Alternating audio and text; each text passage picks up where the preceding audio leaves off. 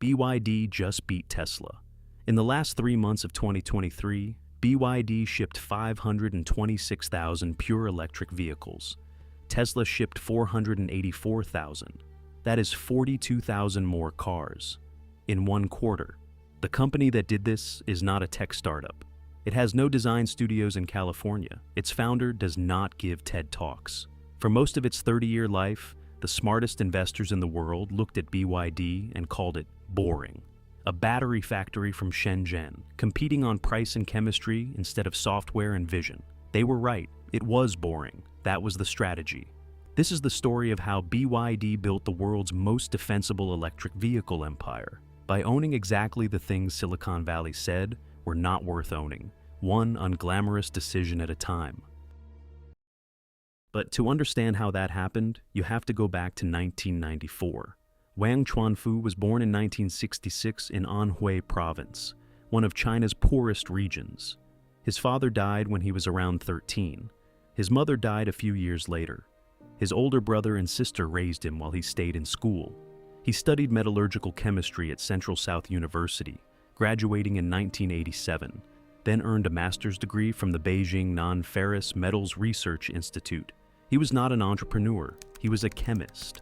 Someone who understood one thing: how batteries work at the molecular level, how they fail, and how they might be made cheaper.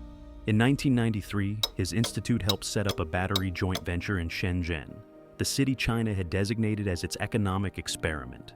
Wang moved south and ran the operation. He was 27 years old. He had never started a business. In the mid-1990s, he noticed something important. Japan's major battery makers were stepping away from nickel-cadmium production.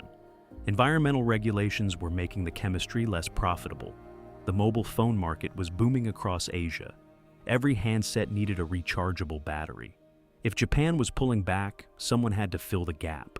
Wang borrowed 250,000 yuan from his cousin, about $35,000. He rented a small workshop in Shenzhen. He hired 20 people. They bought second-hand Japanese batteries off the market and took them apart. They recorded every measurement, every chemical layer, every design choice the Japanese engineers had made. No automated equipment, just time, patience, and chemistry. The name BYD came later. Build Your Dreams was added as a backronym years after the factory already existed. The actual dream was simple: make batteries more cheaply than Japan. Wang understood something most investors did not. Cost is a technology. He was about to prove it. The workshop Wang built was not sophisticated. That was the point. Japanese battery makers ran automated production lines, precise, expensive, and hard to copy. Wang couldn't afford them. So he did something that would define BYD for the next 3 decades.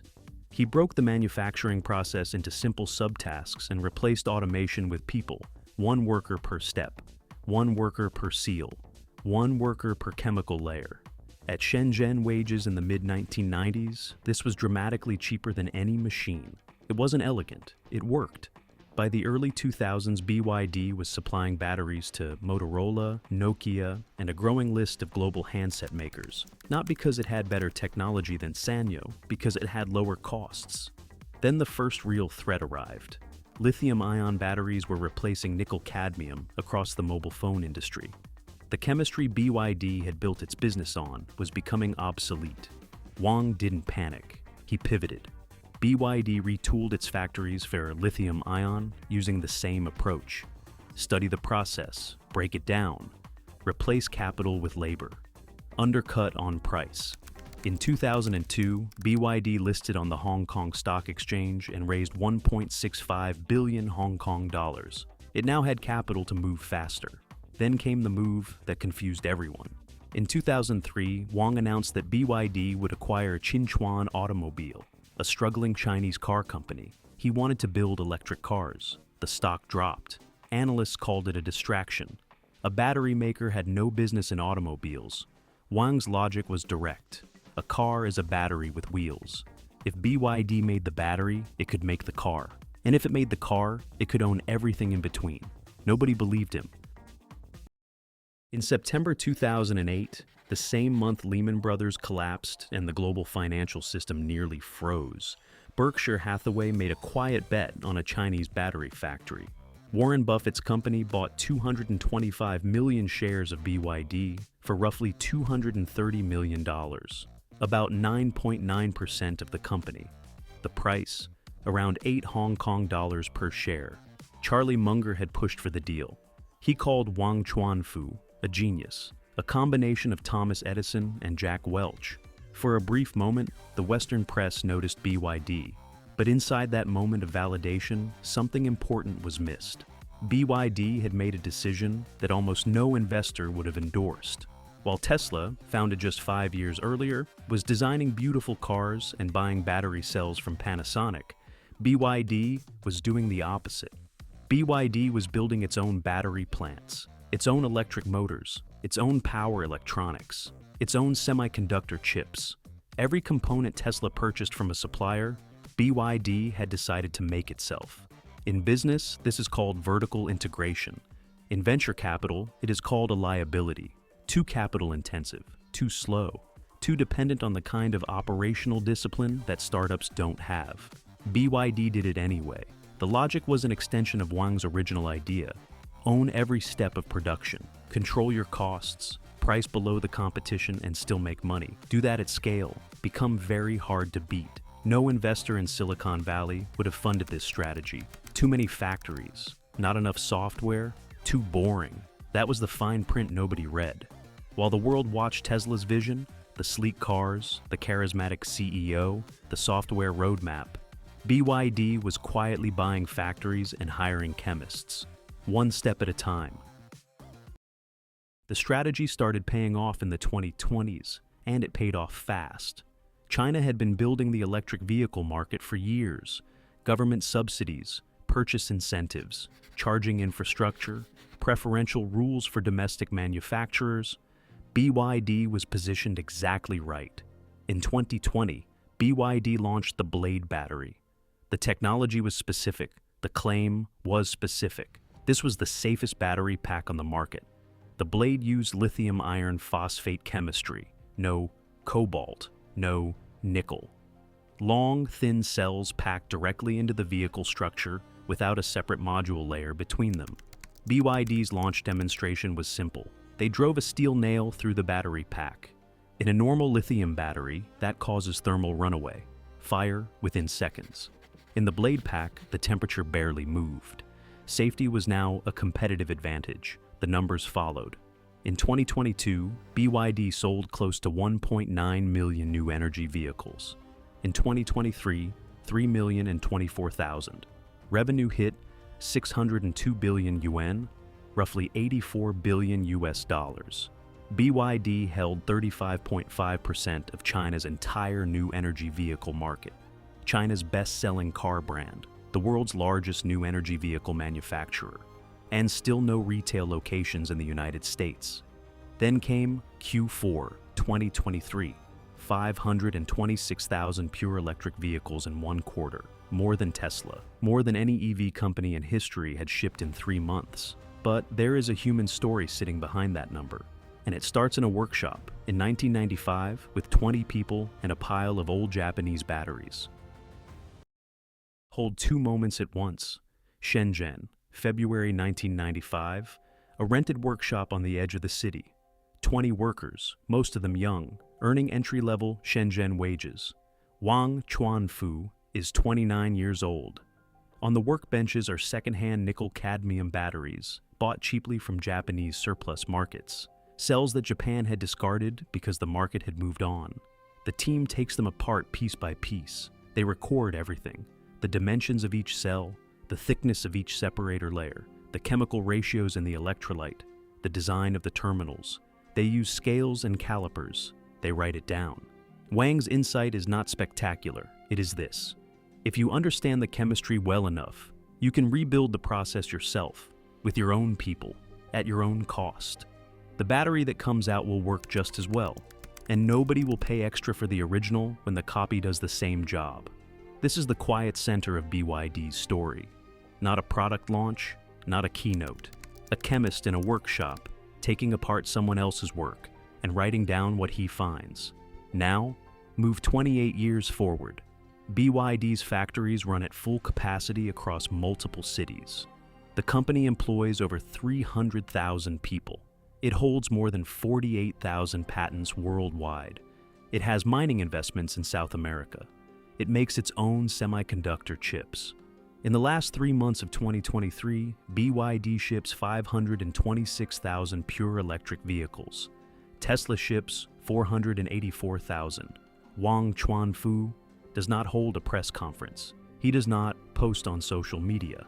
The story runs in the Western press for 2 or 3 days. Then the news cycle moves on. But in Washington, it does not pass quietly. Analysts at the Department of Energy write memos. Congressional staffers update their national security briefing documents.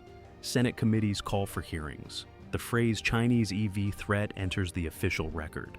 The man who borrowed $35,000 from his cousin, who started with 20 people and a pile of second-hand batteries, is now the reason American trade policy requires emergency revision. He didn't get here with a vision deck. He didn't pivot, rebrand, or announce a moonshot. He took apart batteries, built cars that needed batteries, built the supply chain that built the batteries and the cars in plain sight, one decision at a time. And then the West responded.